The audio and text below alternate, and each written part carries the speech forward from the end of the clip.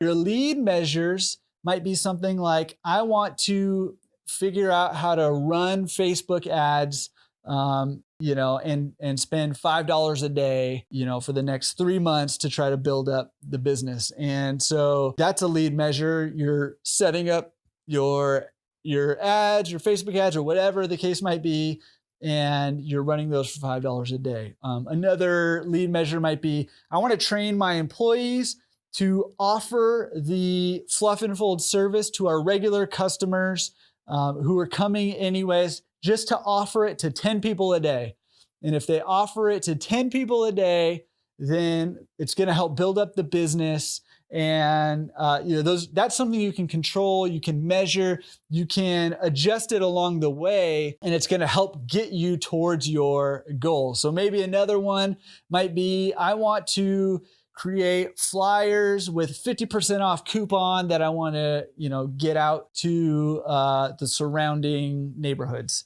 Or whatever the case might be for you. What are the things that you can be doing consistently between now and the end of the year that are going to help you get to your goal, that you can measure and that you can determine along the way if you're hitting those lead measures, and if those lead measures are helping you get closer to your goal, to your lag measure. Now that's step number 2. And those 2 steps are super important, and they're easier said than done. So really spend a little bit of time on these things, figuring out what is the one thing that's going to help my business the most between now and the end of the year, or whatever date you end up picking. And what are the things that I need to be doing in order to help me hit the goal?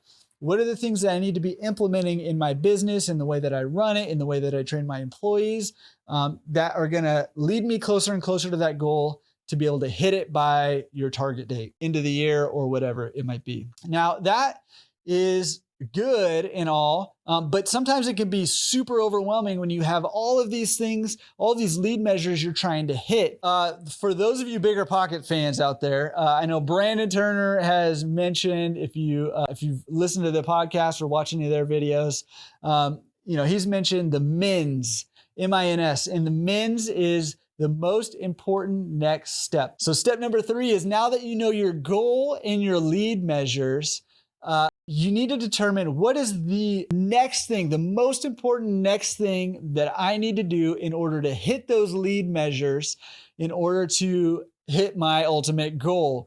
So for example, sticking with our Fluff and Fold example, let's say, you want to do Facebook marketing.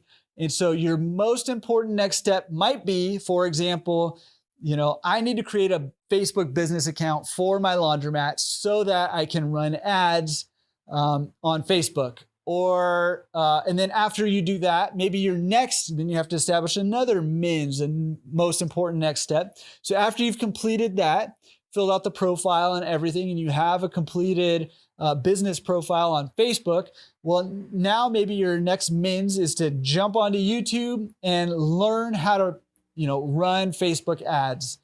So that can be a progression that you do to help you hit your lead measures for your marketing goal. If that's your goal lead measure goal in order to hit your main goal of $5,000 a month for Fluff and Fold.